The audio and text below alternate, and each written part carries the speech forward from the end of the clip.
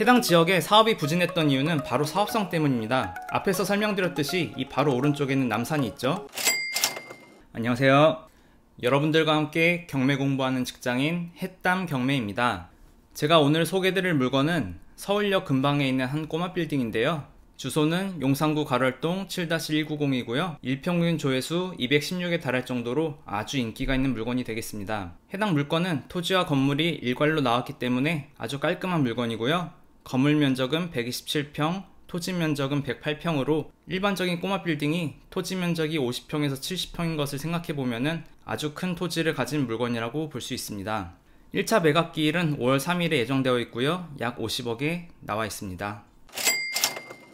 해당 물건의 입지를 보시면 반경 500m 안에 이렇게 서울역과 숙대입구역이 있는 것을 볼 수 있고요. 바로 오른쪽으로는 이렇게 남산타워가 있는 것을 볼 수 있고요. 해당 물건지에서 남산공원까지 걸어서 산책도 가능할 거리로 보입니다. 물건지를 좀 더 확대해서 보시면 숙대입구역까지는 단 200m 밖에 떨어져 있지 않고 이 바로 앞에는 왕복 6차선 도로가 있는 것을 볼 수 있습니다. 이 도로에서 바로 들어오자마자 해당 물건지가 있는 것을 볼 수 있죠. 해당 지역은 서울시에서 후암동 특별계획구역으로 지정해서 재개발을 추진했던 이력이 있는데요. 이 지역의 재개발 이력을 설명드리면 2015년에는 후암동 특별계획구역으로 지정되어 단독 개발하는 방안으로 5년 시간 제한을 두고 이 구역을 확정했습니다. 하지만 5년이 지난 2020년까지 조합 설립 등 구체적인 움직임이 없어서 구역이 자동 해제가 되었습니다. 그 해 5월에 2023년 5월까지 3년간 개발 행위를 제한하는 고시가 떨어졌는데요. 해당 고시가 떨어진 이유는 재개발을 위한 노후도 보존 때문입니다. 재개발 같은 경우에는 집이 오래되어야 부시고 다시 짓는데 이렇게 개발 행위 제한을 하지 않으면은 사람들이 집이 오래되면 리모델링을 하겠죠. 그렇게 되면은 노후도가 보존되지 않아서 재개발을 할 수 없게 됩니다. 따라서 서울시에서는 이 지역 자체를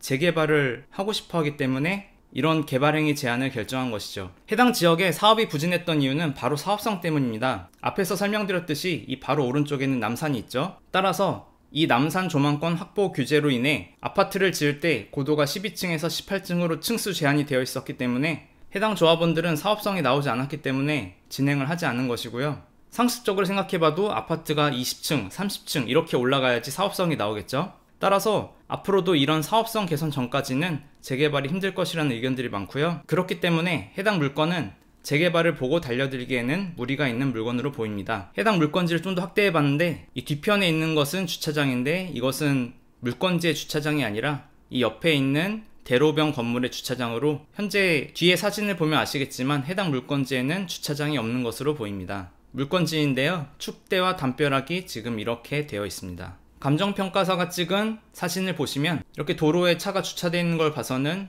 일단 주차장이 없는 것 같고 여기 보이시는 게 1층 출입구고 그 다음 여기 보이시는 게 지하층 출입구입니다. 그리고 이 담벼락에 있는 이 부분이 이번에 경매 물건이 나온 것이고요. 전문 사진입니다. 예전에는 이렇게 생긴 집이 약간 부잣집이었는데 지금은 엄청 낡았다는 것을 볼 수 있습니다.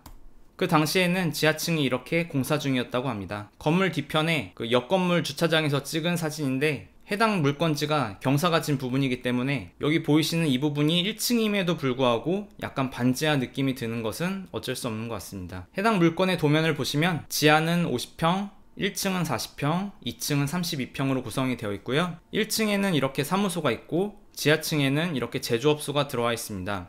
따라서 해당 업소들의 사업자 등록일을 나중에 꼭 확인을 하셔야 됩니다.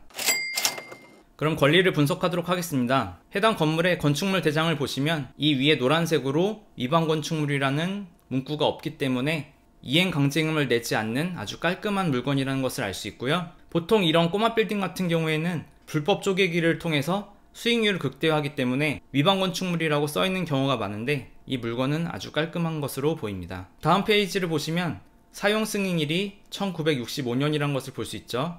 해당 건물은 지어진 지 약 60년이 된 건물입니다. 따라서 개발 행위 제한이 풀리면 리모델링을 해서 쓰든 아니면 재개발을 다시 추진해서 아파트를 올리든 그것은 나중에 결정을 해야 될 것으로 보입니다. 제가 봤을 때는 해당 건물의 위치가 아주 좋기 때문에 그냥 재개발이 아니라 해당 건물 단독으로 어떤 개발 행위를 해도 충분히 좋다고 생각을 합니다.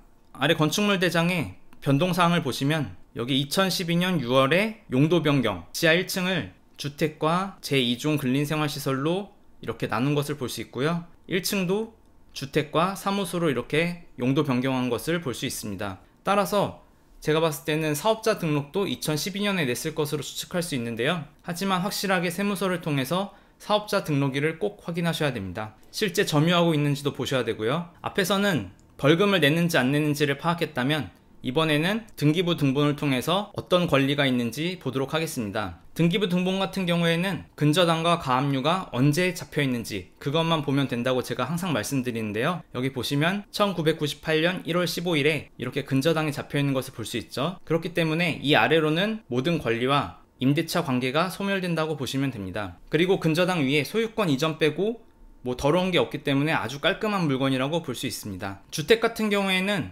대항력이 있는지 없는지 파악하기 위해서는 전입세대 열람 내역만 확인하면 되는데요. 지금 보이시는 이것이 해당 물건지의 전입세대 열람 내역입니다. 앞에서 근저당이 1998년 1월 15일에 잡혀있기 때문에 해당 날짜 이후로 체결된 임대차는 모두 무시해도 되는데요. 여기 전입일자들을 쭉 보시면은 다 2000년 이후에 체결이 됐죠. 따라서 대항력을 가진 주택 임차인은 아무도 없다 라고 보시면 되고 나중에 그냥 명도를 하시면 됩니다. 하지만 여기에는 주택만 나오지 상가 임차인은 나오지 않는데요. 앞에서 건축물 대장을 보셨듯이 지하 1층에는 제조업소, 1층에는 사무소가 있는데 해당 업체의 사업자 등록일과 점유 여부를 꼭 확인하셔서 대항력이 있는지 없는지를 꼭 파악하셔야 됩니다. 그렇지 않으면 나중에 돈을 물어줘야 하기 때문이죠.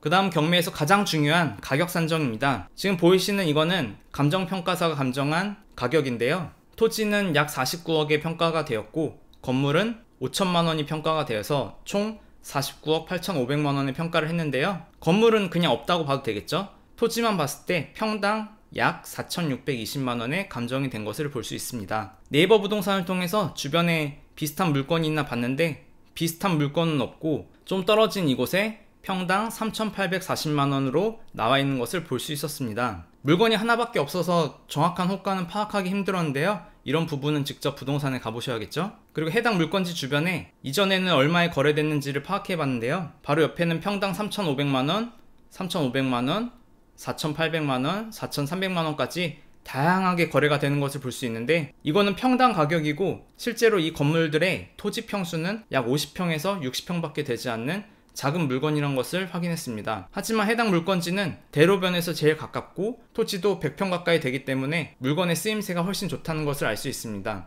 따라서 해당 물건은 평당 약 4천만원에서 4,500만원 정도로 저는 추정합니다. 좀 더 정확한 시세는 직접 인근 부동산을 투어하셔야겠죠. 해당 물건은 5월 3일에 평당 4,620만원인 49억 8,500만원에 나와 있고 2차 경매는 39억 8,800만원에 평당 3,690만원으로 나와 있습니다. 해당 토지는 면적이 커서 쓰임도 좋고 위치도 좋긴 하지만 평당 4,620만원은 약간 고평가된 게 아닌가 라고 저는 생각을 합니다. 따라서 2차 최저 매각 가격인 약 40억 정도에서 낙찰될 것으로 예상하는데요. 하지만 이 물건이 평당 가격을 떠나서 액수 자체가 너무 크기 때문에 3차까지 가진 않을까 라고 생각도 해봅니다. 결론입니다. 해당 물건은 서울에서 뛰어난 입지를 지닌 용산의 금싸라기 땅이고 대로에 가까운 100평이 넘는 큰 땅이라는 이점이 있습니다. 또 마지막으로 주택 임차에는 전부 대항력이 없기 때문에 명도만 하면 된다는 장점이 있습니다. 단점으로는 2023년 5월까지 개발 행위가 제한되어 있어 리모델링, 개축 등이 불가능하고 재개발은 정말 먼 미래에나 한 최소 20년 정도 걸릴 것으로 예상을 합니다. 뭐 길게 걸리면 40년, 50년도 걸리겠죠. 또한 지하 1층과 1층에 현재 사용 중인 사업자의 사업자 등록일을 꼭 확인하셔서 대항력 여부를 판단해야 합니다. 만약 대항력이 있다고 하면은 해당 업체의 보증금 규모도 꼭 확인을 해야겠죠. 그럼 총평을 하겠습니다. 당장은 수익을 내기 힘든 물건이고 개발도 힘들어서 법인 투자도 참 애매한 물건입니다. 하지만 서울 핵심부에 있는 부동산이기 때문에 돈이 많다면 자녀에게 물려주기 딱 좋은 부동산이라고 생각을 합니다. 제 대해서는 아마 힘들 것으로 보이고요. 오늘은 서울의 진짜 입지가 좋은 꼬마 빌딩을 한번 가져와 봤는데요. 재밌으셨나요? 만약 제 영상이 도움이 되셨다면 구독과 좋아요, 알람 설정 꼭 부탁드립니다. 감사합니다.